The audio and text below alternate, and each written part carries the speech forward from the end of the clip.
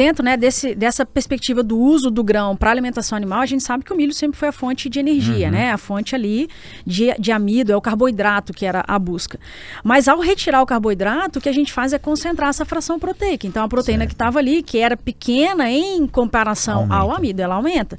Então você tem um produto com uma proteína de elevado, né, com quantidades, com concentrações mais elevadas, somada a essa proteína oriunda das próprias leveduras. Então você tem um produto de alto valor agregado, proteínas prontamente disponíveis, né, para o aproveitamento do animal. E hoje eu ainda brinco que assim, a luta que você vê dentro de uma planta industrial para aumentar 2% de proteína no DDG é absurda, porque é um coproduto de altíssimo valor agregado. A gente está falando aí de uma proteína de mais de R$1.000 a tonelada. Olha, então, é algo que realmente impacta muito, né, no custo geral e na receita das plantas de produção. Então, hoje, se eu falasse, olha, quem é o coproduto ali? Sinceramente, é difícil você pontuar, né?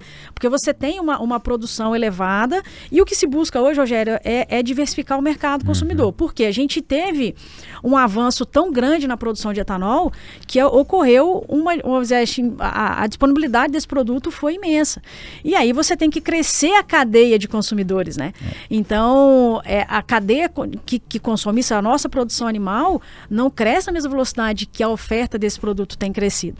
Então, há um descompasso, né? E esse descompasso cria até mesmo uma certa insegurança, segurança de preços e assim por diante, mas a busca, né, a tecnologia que tá se permitindo fazer hoje, inclusive na pecuária, tem garantido a absorção desses produtos com valor, né, importantíssimo, porque agora eu converto aquela proteína vegetal na proteína animal de muito maior valor agregado. Então, a gente fala de uma cadeia em que eu aumento, né, as receitas de forma muito sustentável. E nós estamos falando, né, Roberta, do posicionamento das indústrias muito próximo às áreas de pecuária e agricultura, ou seja, esses centros já estavam formados, né? Você está falando agora que a Enpasa, a gente viu abrindo lá em Balsas, Luiz Eduardo Magalhães, né? Então, a gente tem essa proximidade que evita eu precisar secar para levar isso mais longe. E passando então, saiu o álcool, saiu o CO2, saiu a proteína, saiu um pouco de carboidrato ali, a levedura, e nós temos um filé disso aí, que eu falo que é o filé mignon. Quando você vai no mercado você olha o preço, que é o óleo de milho. O óleo de milho para consumo humano, para composição de medicamentos, alimentos como um todo. E além disso, a gente fala do óleo de milho ainda como um adjuvante no uso na tecnologia de aplicação agrícola. E, se eu não me engano, a Enpasa tem até uma marca de óleo desse. E sabe o que me assustou? A indústria de milho, né, o setor de melhoramento e produção, me procurou aqui na universidade há 1 a 2 anos, dizendo assim, olha, a indústria de etanol está querendo um milho com mais óleo. Eu falei, calma lá, né? Não é assim, né? E então o óleo é uma fração, né, um ácido graxo de alto valor agregado, que acaba saindo uma porcentagem lá e pode ter diversas utilizações, né, Roberto? Isso aqui, Rogério, a gente está falando até agora de produtos que já estão consolidados, né? Daqui a pouco a gente pode até expandir e falar que as oportunidades são inúmeras dentro de uma biorefinaria, né? Mas ali, quando você fala do óleo, realmente, a gente tem um mercado consumidor ávido por esse produto, né? Um produto que tem o uso na alimentação humana já delimitado, mas a alimentação humana ela tem um limite, né? Porque a gente tem concorrências, tem outros óleos que estão aí, mas ele tem mercados, né, que são nichos de mercado. Então, o nicho como adjuvante dentro da produção agrícola é um nicho importante do etanol de milho, e a proximidade dele com o mercado consumidor é o que tornou muitas vezes viável esse tipo de produto, porque antes eu precisava exportar o produto in natura para que esse óleo fosse extraído em outra região e trazer de volta. Né? Então, isso inviabiliza essa produção.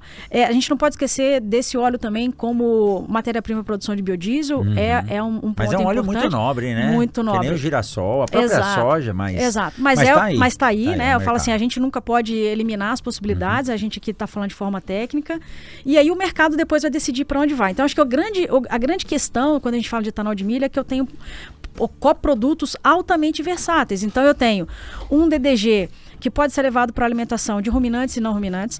Eu tenho os sólidos que hoje, né, falando das enzimas e leveduras e tal, que hoje é adicionado ao DDG, mas que de repente daqui a pouco eu encontro moléculas ali de altíssimo valor agregado e que eu posso fazer extração.